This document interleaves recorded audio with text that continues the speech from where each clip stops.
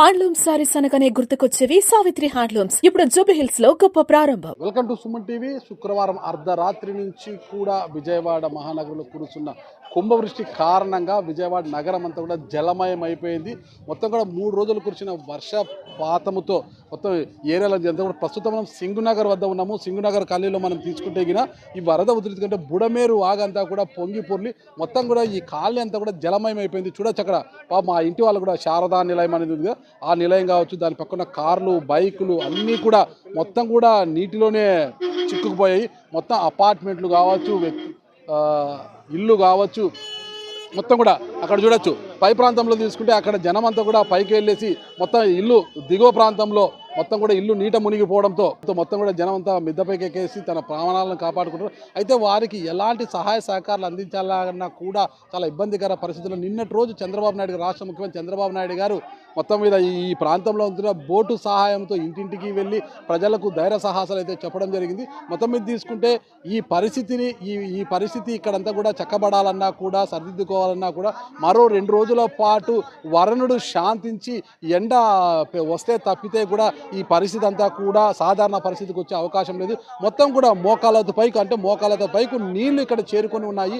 ఈ నీళ్ళన్నీ కూడా వాగులోకి వెళ్ళాలా, బయటికి వెళ్ళాలి అన్నా కూడా ఈ 2 రోజుల పాటు మళ్ళీ మరో 2 రోజుల పాటు కూడా వర్షాలు కురవకుండా ఎండ వస్తే తప్పితే కూడా నీటి ఉధృతి తగ్గి ఈ ప్రాంతం అంతా కూడా సాధారణ స్థితికి వచ్చే పరిస్థితి కనిపించడం. మొత్తం కూడా నీళ్ళల్లో అన్ని నీళ్లు చేరిపోయాయి కదా.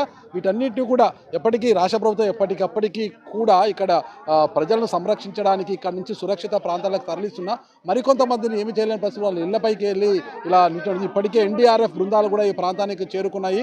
బుడమేరు వాగు వల్ల ఈ ప్రాంతం అంతా కూడా మొత్తం కూడా నీటిమయం అయిపోయింది. ఇక్కడే చాలా కాలనీ వాసులు, యువకులు కూడా ఇక్కడ ఉన్నారు. వాళ్ళ కాలనీ నీళ్ళల్లో ఎలాంటి ఆహారపు సరఫరా కావచ్చు, నీటి ప్యాకెట్లు, పాల ప్యాకెట్లు సరఫరా ఎలాంటి జరగకపోవడంతో మొత్తం కూడా ఇక్కడికి సింగునగర్లోకి చేరుకున్నారు యువకులంతా కూడా. అసలు ఏంటి పరిస్థితి అనే వివరాలు కూడా యువకులతో అడిగి తెలుసుకుంటాం. మీ పేరు బ్రదర్? సార్ నా పేరు ఇస్మాయిల్ సార్. ఇస్మాయిల్, చెప్పండి ఏంటి పరిస్థితి? మీరంతా ఈ కాలనీ వాసులు ఎక్కడి నుంచి వచ్చారు ఇక్కడికి? సార్ నేను నందమూరి నగర్ వాస్తవ్యం అండి. సో మాతో పాటు మా అపార్ట్మెంట్ వాస్తవ్యులు కూడా ఉన్నారు, 10 మంది అపార్ట్మెంట్లు. సో నిన్న 7 ప్రాంతం నుంచి వరద ఉధృతి అనేది తాకిడి తగలడం జరిగింది ఈ ప్రాంతానికి. తర్వాత 8 నుంచి ఇంకా 12 ఇంకా 5 అడుగుల లోపు ఇంకా నీళ్ళు వచ్చేసింది. ఇంకా అలాగే ఉంది నీళ్లు. సో ఇప్పటి వరకు కూడా ఎటువంటి సహాయక చర్యలు కానీ, లేకపోతే ఎన్డీఆర్ఎఫ్ బృందాలు రావడం కానీ, లేకపోతే గ్రౌండ్ ఫ్లోర్లో ఎవరైనా ఉన్నా సరే వాళ్ళ నుంచి ఏదైనా సహాయాన్ని అందించడం కానీ అలాంటి ఏమీ జరగలేదండి.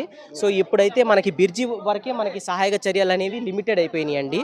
సో అటు నుంచి ఇటు వెళ్ళిన వాళ్ళు కానీ, ఇటు నుంచి అటు లోపలికి వెళ్ళే వాళ్ళు కానీ, ఎటువైపు నుంచి కానీ ఏదైనా సహాయక చర్యలు అనేవి కానీ అందించడం జరగట్లేదు. ఆఖరికి గర్భిణీ స్త్రీలు కానీ, ముసలోళ్ళు కానీ, లేకపోతే వయసు మళ్ళీ వాళ్ళకి వైద్యం అవసరమైన వాళ్ళు కానీ, గర్భిణీ స్త్రీలకు కానీ ఎటువంటివైనా వైద్య సహాయం కావాలా అని చెప్పేసి ఎటువంటి ప్రభుత్వ అధికారి కానీ, ఎటువంటి ప్రభుత్వ యంత్రాంగం కానీ ఎటువైపు నుంచి కానీ మేం కాదు అంటున్నారు. వాళ్ళే వరదకి భయపడితే ప్రజలు చిక్కుకున్న వాళ్ళు ఎలాగుంటుంది వాళ్ళ పరిస్థితి చెప్పండి మీరు. నా పేరు షేక్ అబ్దుల్ సత్తార్ అండి. మారుతి కృష్ణ అపార్ట్మెంట్, నందమూరి నగర్ లో ఉంటాం. మేము ఎంత ఒకే అపార్ట్మెంట్ అండి. మునిగిపోయింది. నిన్న 3 రోజులైంది మునిగిపోయింది సార్. ఒక్క రిస్క్ టీం రాలా. ఎవరు ఏ ఆఫీస్ ఉన్నారో మేము కాదండి, మా డ్యూటీ మాది కాదండి డ్యూటీ. కోరుకునేది ఏముంది, దైత్యం కోరుకుంటుంటే సార్ మాది న్యూ ఆర్ఆర్పేట సార్. నిన్నటి నుంచి ఇప్పుడు వరకు ఒక్క ఫుడ్ ప్యాకెట్ వెళ్ళా అక్కడికి. మొత్తం ఇక్కడెక్కడే పంచుతున్నారు కానీ ఏరియాలో ఒక్క ఫుడ్ వెళ్ళా. మా అమ్మగారికి 2 రోజుల నుంచి జ్వరం, మా నాన్నగారికి బీపీ షుగరు, ఇంటి పేపర్లు అన్నీ తడిచిపోయాయి. వాళ్ళు పైన వెళ్ళి కూర్చున్నారు. ఒక్క ఫ్లోరే, ఆ ఫ్లోర్ కూడా మునిగిపోతే వాళ్ళకి దిక్కు లేదు. ఆ సందు మొత్తం అడిగా, ఒక్క ప్యాకెట్ కూడా వెళ్ళలేదంట. ఇక్కడెక్కడే పంచుతున్నారు. పడవలు తీయమంటే ఎవరు తీయట్లా. ఇక్కడెక్కడే తిరుగుతున్నారు. ఆ గంగాలమ్మ గుడి అదే తిరుగుతున్నారు. ఆ కండ్రిక అటువైపు ఎవరు వెళ్ళట్లేదు. మొత్తం ఇది అసలు తెలియాలి కదా సార్. ఇన్ని పెట్టుకున్నారు, ఇన్ని బళ్ళు పెట్టుకున్నారు ఎందుకు సార్? మేము ఏ పార్టీకి అగెనెస్ట్ కాదు సార్. ఫుడ్ వరకు అందజేయండి సార్. ఆ వాటర్ తగ్గితే చాలు మాకు.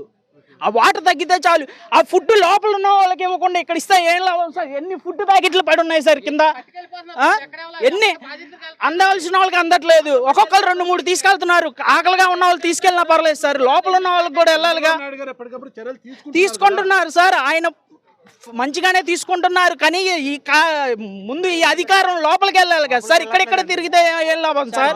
రావట్లేదు సార్. ఉన్నత స్థాయి సమీక్షల కన్నా క్షేత్ర స్థాయిలో గ్రౌండ్ రిపోర్ట్ అడుక్కున్నాడు లేరు ఇక్కడ. అందరూ కావాలంటే 40 రూపాయల ప్యాకెట్ 50 రూపాయలకి పడవ మీద చంపాలండి. ప్లాట్లో వాటర్ బాటిల్ 20 రూపాయలు 100 రూపాయలు అమ్ముకోవాలి ప్లాట్లలోని. ఎవడు వద్దంటలేదు, తీసుకురావాలి కదా, ఖాళీ తిరుగుతారు అంతే అందరూ. సప్లై అయితే మధ్యలోకి రావట్లేదు. ఇదైతే పార్టీలకి దీనికి అసలు సంబంధం లేదు. సప్లై అనేది మధ్యలో రావట్లేదు. ఈ రిస్కీ టీం కూడా ఓన్లీ మెయిన్ రోడ్ మీద తిరుగుతున్నారు తప్ప తిరుగుతుంది సార్. ఆ లోపల మాత్రం వెళ్ళట్లా.